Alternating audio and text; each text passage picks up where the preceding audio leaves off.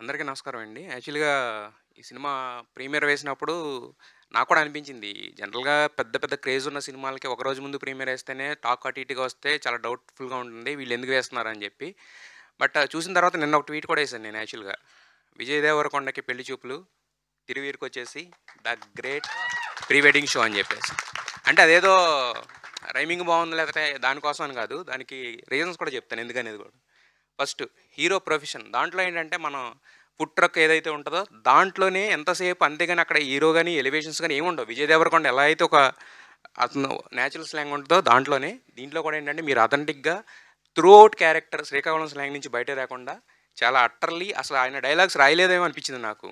మీకు నోటికొచ్చినయి చెప్పేసామో అనిపించినియి. అంత నేచురల్‌గా ఉంది. అది అసలు ఎక్కడ చాలా రేర్ అనమాట. రెండోది 'పెళ్లి చూపులు' సినిమాలో ప్రియదర్శి బాగా పాపులర్ అయ్యాడు యాక్చువల్‌గా హీరోతో పాటు. ఇక్కడ 'నరేంద్ర' సేమ్ అంటే మరి ప్రియదర్శి రేంజ్‌కి వెళ్తాడో ఇంక అంతకు దాటుతాడో నాకు తెలీదు గానీ, బట్ నాకైతే అనిపించింది. సో, ఆ సినిమాకి ప్రియదర్శి ఎంతైతే హెల్ప్ అయ్యాడో ఈ సినిమాకి 'నరేంద్ర.'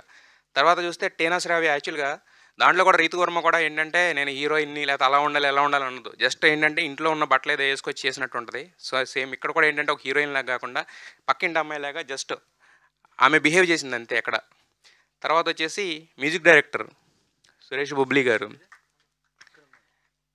అంటే మనకి 'పెళ్లి చూపులు' సినిమాలో చాలా చాలా అంటే ఒక డైరెక్టర్ అండ్ మ్యూజిక్ డైరెక్టర్ కలిసి చాలా ఎక్స్పెరిమెంట్స్ చేశారు దాంట్లో. మనకి అంటే ఒక సాంగ్‌ని కూడా ఒక బ్యాక్‌గ్రౌండ్‌లో వాడేలాగా. ఈ సినిమా చూస్తే ఏంటంటే చాలా చోట్ల డైలాగ్స్ అవసరం లేకుండా ఒక మ్యూజిక్‌తో ఒక చిన్న బిట్ ఎలా అంటే అర్థమైపోయింది జనాలందరికి కూడా.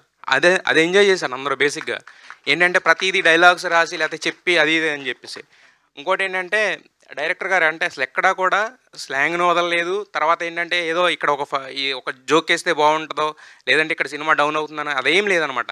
ఆయన ఏదనుకున్నాడో అదే తీసాడనమాట. ఎక్కడా కూడా నాకు డైలాగ్స్ మీరు రాసినట్టు లేదు సార్. నేనైతే ఆర్టిస్టులకి ఇస్తా క్రెడిట్. మొత్తం వాళ్ళు అనుకుని మాట్లాడినట్టు ఉంది యాక్చువల్‌గా.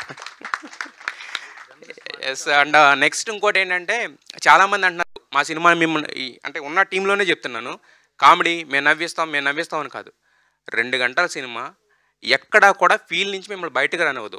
మనం ఆ ఊరు వెళ్ళి డిపోర్ట్ అయ్యి అక్కడ ఉండి వాళ్ళని చూస్తున్నట్టు ఉంటది తప్ప వాళ్ళు నవ్వితే నవ్వుతాము. ఇప్పుడు ఇంకోటేంటంటే ఇక్కడ డైరెక్టర్ గురించి ఆయన రైటింగ్ గురించి ఒక్కటి మాత్రం చెప్పాలనుకుంటున్నా. చాలామందికి చాలా డౌట్స్ ఉంటాయన్నమాట. దీంట్లో హీరోయిన్ కూడా అడుగుద్ది లాస్ట్‌లో. అరే! ఇప్పుడు పెళ్లి చెడిపోయింది. చెడగొడదాం అనుకున్నాం. బట్ చెడిపోయింది. అంటే చిన్న లీక్ అయినా కూడా చెప్తున్నాననమాట. మరి ఇప్పుడు మళ్ళీ ఇంకోటి జరిగితే ఇప్పుడు ఇబ్బందవుద్ది కదా నీకంటే, అంటే బేసిక్‌గా ఇవన్నీ కూడా ఏంటంటే ఆడియన్స్‌కొచ్చే క్వెషన్స్. ఆడియన్స్‌కొచ్చే క్వెషన్స్ ఏమవుతాయంటే బేసిక్‌గా డైరెక్టర్ ఏంటంటే కొన్ని కొన్ని చోట్ల ఏమవుద్దంటే స్క్రీన్ ప్లేలో చెప్తారు. కొన్ని కొన్ని చోట్ల ఏంటంటే ఆడియన్స్‌కొచ్చే క్వెషన్స్‌ని ఎవరో మళ్ళీ అక్కడ స్క్రీన్ మీద రిప్రజెంట్ చేయరు. అదేంటంటే ఎస్కేపింగ్ స్క్రీన్ ప్లే అంటారు. కానీ ఇక్కడ ప్రతిది ఆడియన్స్‌కి ఏదేదైతే క్వెషన్ వస్తుందో ప్రతి క్వెషన్ ఏదో క్యారెక్టర్‌తో చెప్పించారు. దానికి ఆన్సర్ కూడా ఇప్పించారు. That is the honesty of the film. ఈ సినిమా గెలవడానికి వన్ ఆఫ్ ద రీజన్ అదనమాట. అయితే ఇంకా ఫైనల్‌గా ఇంకోటి చెప్తాను. అంటే చాలామంది అంటుంటారు కదా! ఇందాక కూడా అన్నారు మనోళ్ళు ఎవరో మలయాళంలో సినిమాలొస్తాయని. ఇదే సినిమా మలయాళంలో వచ్చుంటే గనక మస్ట్ వాచ్ అని మనోళ్ళే పెట్టేవాళ్ళు. మరి తెలుగులో వచ్చింది. మరి మస్ట్ వాచ్ అంటారా? లేకపోతే ఒకళ్ళు 2 సార్లు, 3 సార్లు చూస్తారా చూడండి. బట్ ఇలాంటి సినిమాలు గనక గెలిస్తే మలయాళం సినిమాలు అనక్కర్లేదు. మలయాళం వాళ్ళు కూడా తెలుగులో తీశారురా సినిమాలు, తెలుగులో వస్తున్నాయిరా సినిమాలు అని మాట్లాడతారు. సో, ఇది అంటే నాకొక హానెస్ట్‌గా నాకు ఆ రోజు అనిపించింది. చెప్పాలనుకున్నదే నా రివ్యూ చూసుకున్నా కూడా ఇదే ఉంటది. నేను ఏదైతే చెప్పాలనుకున్నదో ఇప్పుడు మాటల్లో చెప్తున్నాను అంతే. సో, ప్రతి ఒక్కళ్ళు కూడా ఎళ్లి చూడండి. ఇంకోటేంటంటే కొన్ని కొన్ని సినిమాలకి కమర్షియాలిటీ ఉన్న సినిమాలకి కొన్నిట్లికి అవసరం అవుతాయి. డబుల్ మీనింగ్ డైలాగులు గాని, బూతులు గాని ఏదో సంథింగ్ కొన్నిట్లికి అవసరం కాదు. అవసరం ఉన్న సినిమాకి పెట్టకపోతే తప్పు. అవసరం లేని సినిమాకి పెట్టినా తప్పు. ఈ సినిమాకి ఎంత అవసరం అంతే చేశారు. సో, కాబట్టే ఈరోజు సినిమా ఇలా ఉంది.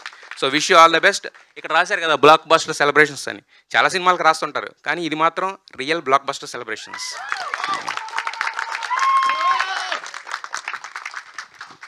థ్యాంక్ యూ అండి. Thank you so much. Yes.